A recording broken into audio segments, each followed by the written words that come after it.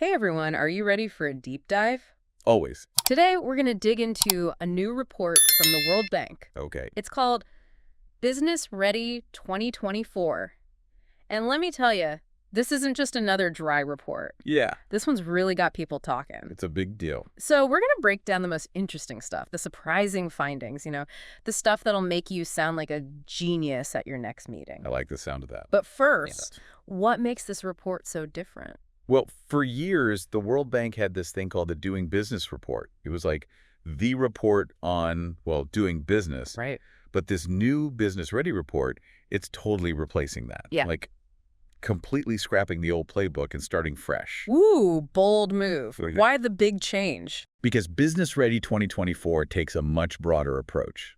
It's not just about regulations anymore. It's about the whole environment for businesses. Okay, so paint me a picture here. Imagine this. You've got a country with amazing business regulations, right? Okay, like a super easy process to start a company, get permits, all that. Exactly.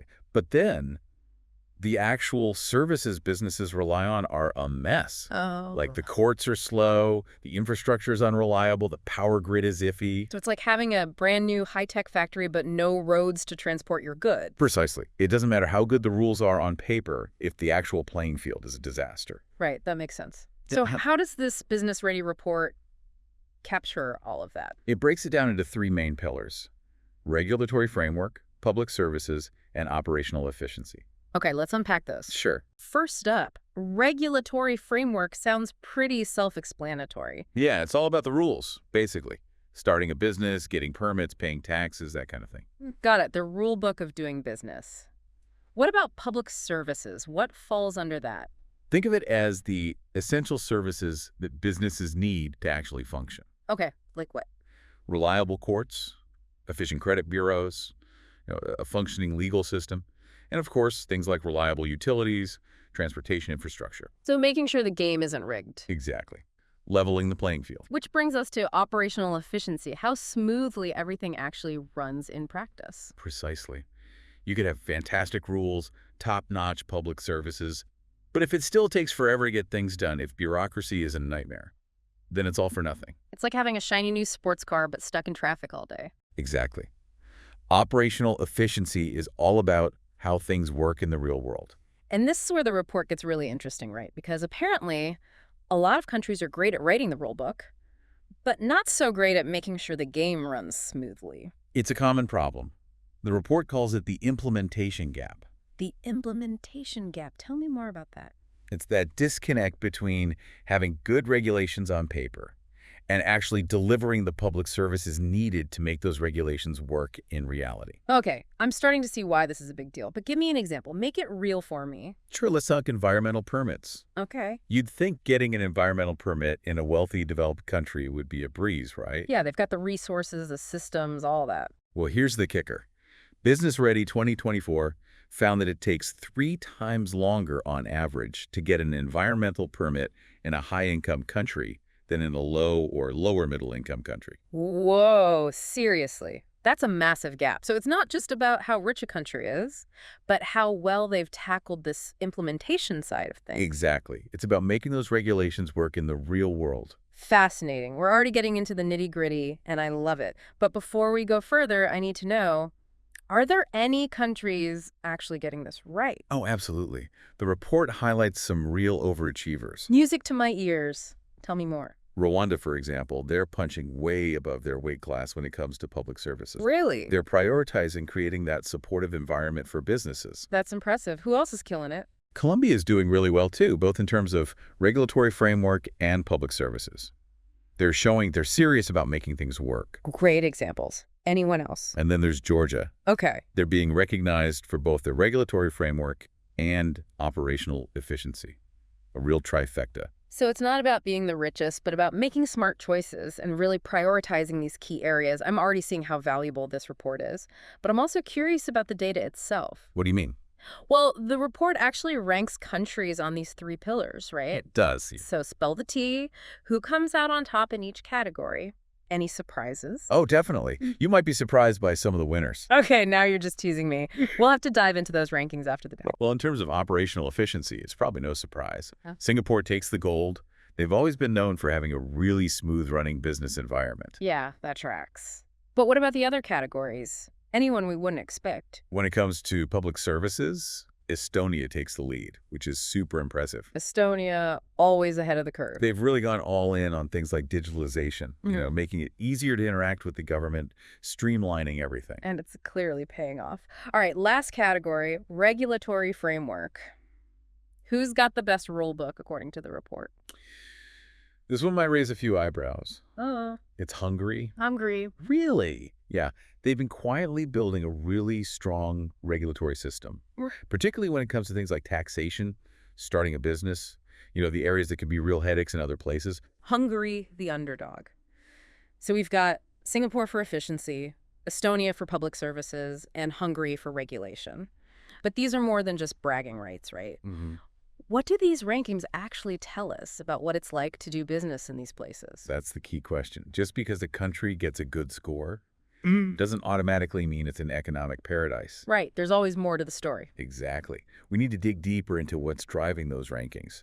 What are the specific factors that contribute to a country's success or, lack thereof? Are there any outliers, countries that are doing way better or worse than we'd expect? And what can we learn from those cases? That's where the real insights are. So we're not just looking at a scoreboard. We're trying to understand the strategies at play. This is what I love about these deep dives. We get to really unpack these complex issues. But before we get totally lost in the data weeds, I want to bring it back to our listeners for a second. Okay, good idea. Why should they care about this implementation gap we talked about earlier? It sounds like a problem for policymakers, not necessarily for everyday people. Oh, but it absolutely affects everyone. Really? How so? Because this implementation gap, it has very real consequences. Like what? Well, when businesses face unnecessary hurdles and delays, it creates uncertainty. Okay, that makes sense. It stifles innovation, and it can even impact job creation. So it's not just about whether a country is business-friendly on paper. It's about whether it can actually foster a thriving private sector that benefits everyone. Exactly. Think of it this way. When businesses have to waste time and resources navigating a clunky system, it's like a hidden tax. Hidden tax. Because those costs, they eventually get passed down to consumers. Oh, I see, like through higher prices or fewer choices. Precisely. Okay, that makes it much more tangible. And the report actually highlights some pretty stark examples of this, right? Absolutely. We talk about the environmental permits issue. Yeah. How it can actually be harder to get a permit in a high-income country. Right, a real head-scratcher. But the report goes even deeper, looking at things like digital public services, for example. Did you know that only 7 out of the 50 economies studied actually use electronic auctions in court proceedings? Seriously. Yeah. In the age of instant communication and online everything. I know, right? It seems crazy. That seems like a huge missed opportunity. It is. It slows everything down, creates unnecessary paperwork, and it can be a major deterrent for investment, both domestic and foreign. A classic example of the implementation gap in action. So we've got this gap between ambition and reality, between having good rules on paper and actually making the system work for the people it's supposed to serve. But what can be done about it? The report doesn't just point out the problems, does it? You're right. It's not all doom and gloom. Okay, good. I need some optimism here. Business Ready 2024 is actually a really valuable tool for policymakers, especially for those who are serious about creating a genuinely business-ready environment. So how does it help? It provides a framework for not just identifying the problems, but for really understanding what's behind them. Like a diagnostic tool for economic development? Exactly. Instead of just saying, hey, your public services are lagging, it gives a much more detailed breakdown of what's working, what's not, and where the biggest opportunities for improvement are. So policymakers can target their efforts where they'll have the biggest impact. Exactly. Whether that's streamlining permitting processes, digitizing government services, or strengthening the capacity of key institutions. It's about working smarter, not just harder. This is what I love about reports like this. They're not just about pointing fingers. They're about providing a roadmap for positive change. Absolutely. It's about empowering governments to make more informed decisions. Decisions that can benefit their entire economies, not just a select few. Precisely. And it's about fostering a more nuanced conversation about what it really means to be business ready in the 21st century. Because it's not just about low taxes and deregulation anymore, is it? Exactly. It's about so much more than that. It's about creating a holistic ecosystem that supports businesses at every stage of their development. from those just starting out to those big multinational corporations. It's about creating an environment where businesses can thrive and grow, and where everyone benefits from that growth. And it's about recognizing that a healthy business environment is in everyone's best interest. It's about creating jobs, fostering innovation, and building a more prosperous and equitable future. But this report goes beyond just analyzing the present, right? It also looks ahead to what's next for the global business landscape. You're right, it doesn't shy away from the big trends that are already starting to reshape how business is done. Like what? Give me some examples.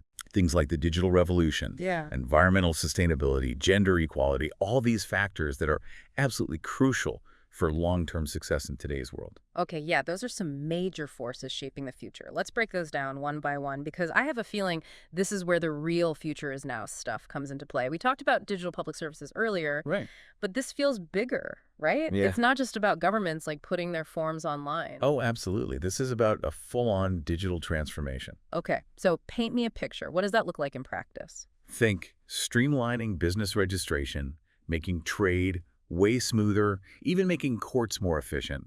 It's about using tech to clear out the cobwebs in the entire system. I like it. So less bureaucracy, more efficiency, a smoother ride for everyone. Exactly. And it's not just about making things easier, right? Right.